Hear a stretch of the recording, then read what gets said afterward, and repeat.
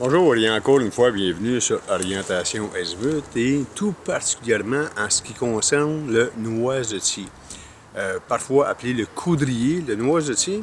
Qu'est-ce que cet arbre a de particulier? Bien évidemment, tout le monde ou beaucoup de gens ont entendu parler de cet arbre au début par les sourciers. C'est cet fameux arbre-là dont les sourciers prenaient une branche pour trouver des points d'eau. Donc, c'était une branche à Y qui prenait et qui s'en allait pour trouver des points d'eau, des veines d'eau avec la fameuse branche de sourcier.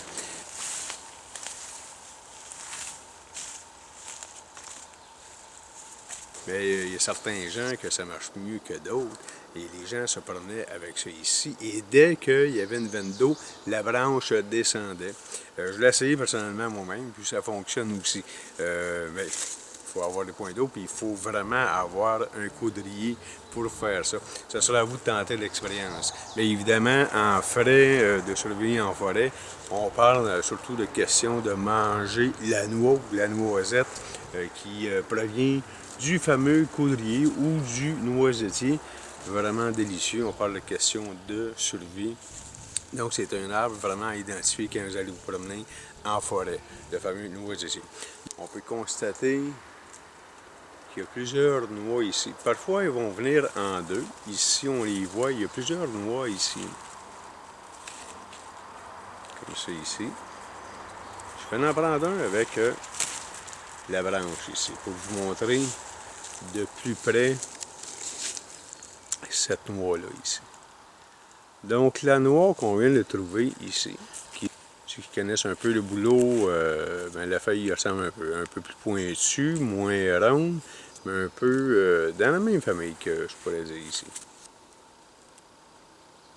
Bon, cette noix-là ici, évidemment, on peut la manger, on parle de question de survie. C'est très bon, cette noix-là. Et cette noix-là, comme présentement, on est à la mi-juillet.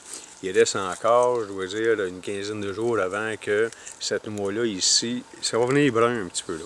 Donc, ça va brunir et là, à ce moment-là, on va être prête à déguster. On est entre le 48e et 49e parallèle, on est au Québec, pour vous donner une idée à peu près dans quel temps que ça sort. C'est pas évident. Cet arbre-là, le noisetier, c'est un arbre qui recherche énormément les terrains humides. Donc, vous allez en trouver sur le bord des rives, évidemment. C'est pas nécessairement sur le bord de l'eau, mais c'est assez rare que vous allez trouver ça dans les régions vraiment asséchées. C'est vraiment des régions humides, proches des cours d'eau, proches des berges. C'est là qu'il va falloir se promener pour essayer d'identifier le fameux coudrier ou le noisetier.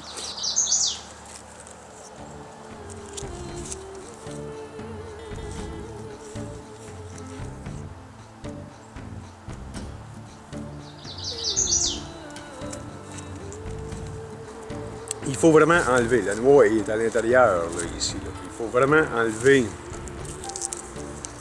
Je vais l'enlever ici.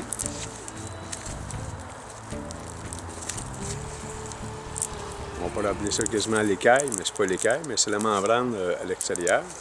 Donc, je l'enlève ici. Et la noix est vraiment à l'intérieur. Et c'est ça ici qu'on peut vraiment déguster. Donc, en se levant en forêt, si vous voyez un noisetier, portez attention.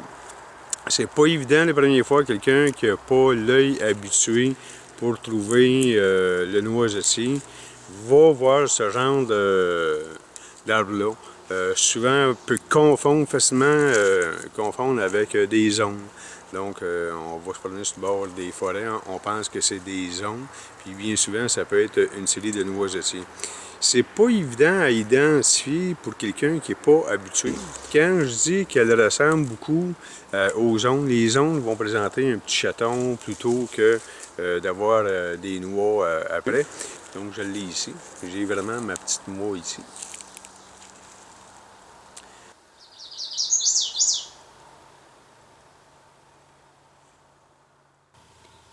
Évidemment, une fois la membrane enlevée, la noix, ben, ça va mieux si on la casse avec, par exemple, des morceaux de roche. Et là, on récupère la noix ici à l'intérieur.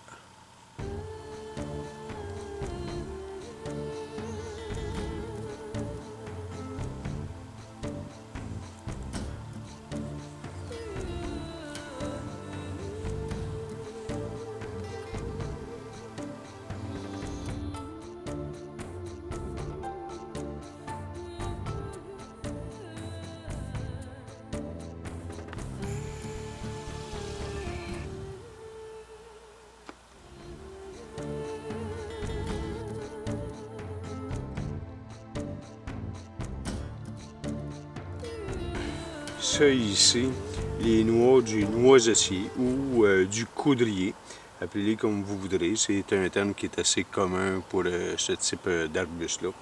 Donc ça ici, comme élément de survie, la noix, ben, c'est vraiment nutritif. Ça fait que il faut regarder, c'est à la mi-juillet, habituellement, qu'on va voir apparaître ces noisettes-là.